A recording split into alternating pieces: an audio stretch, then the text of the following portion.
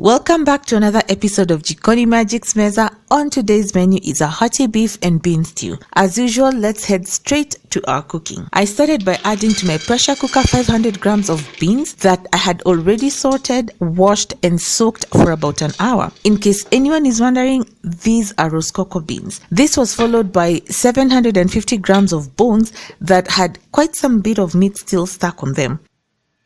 These are bones that I normally collect in my freezer over a period of time. This happens when I buy beef and then just cook the meaty part and keep the bones away for soup or stock. Some like this have fat still on them, which I do not mind because it will impart flavor to the dish. The bones will also enrich the stew further. If you do not want to use beef on bone, that's still fine.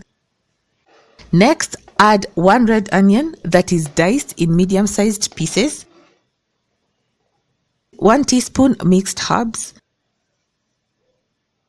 1 teaspoon smoked paprika, 1 teaspoon curry powder, 3/4 teaspoon turmeric powder, 1 tablespoon Worcestershire sauce, freshly cracked white pepper. I would have added freshly cracked black pepper, but on this day it was over.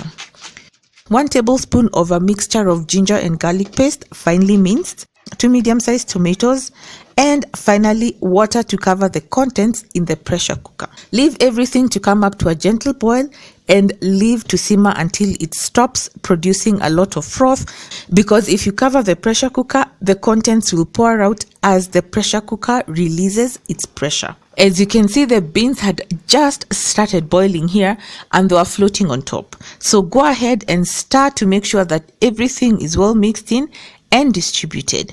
So now what I do is I leave the food to boil uncovered for about 10 minutes or so before placing the lid. Here we are after 10 minutes of gentle boil. There is also some oil or fat that has already started floating on top of the food. This is coming from the meat as it begins to cook.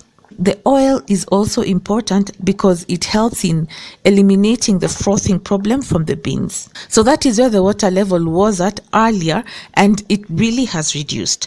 So go ahead and add enough water to cover the beans, or up to the point where your pressure cooker manufacturer has indicated as the maximum you can go and still stay safe as you use it. What I normally do is this: after the first whistle, I reduce the heat and let the beans simmer gently for approximately 50 minutes to an hour. Play around with the timings of your pressure cooker and you will soon get the hang of it. Let me show you how soft the beans had become. See, totally softened. Now to the beef. Very tender and comes off the bone. What's not to like at this point? Some of the meat has come completely off the bone. Like with this piece here, the meat is already separate from the bone. Next, I pour out the stock from my beef and beans because it has a lot of oil floating on top.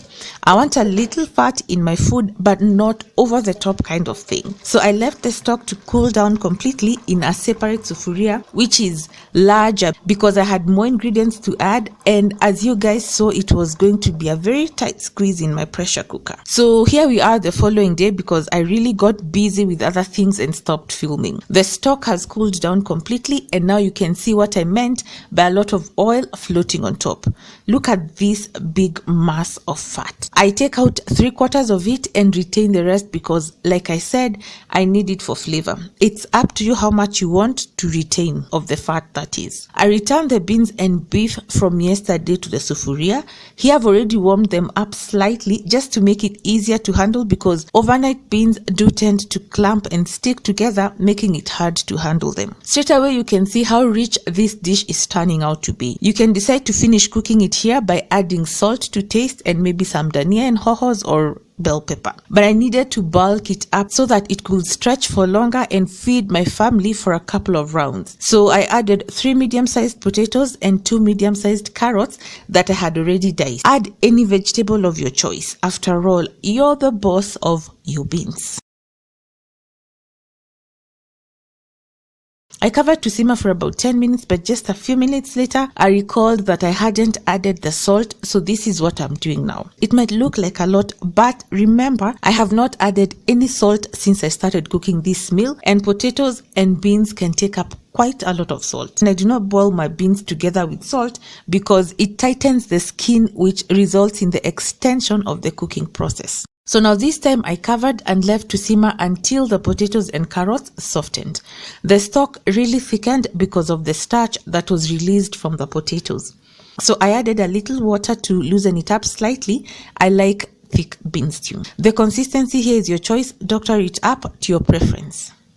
Next, add hohos or green bell peppers and 1 teaspoon of Royco that has been dissolved in a tablespoon of water.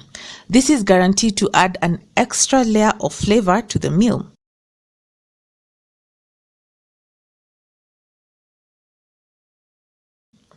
Cover and leave to simmer for about 2 minutes and then uncover and add dania.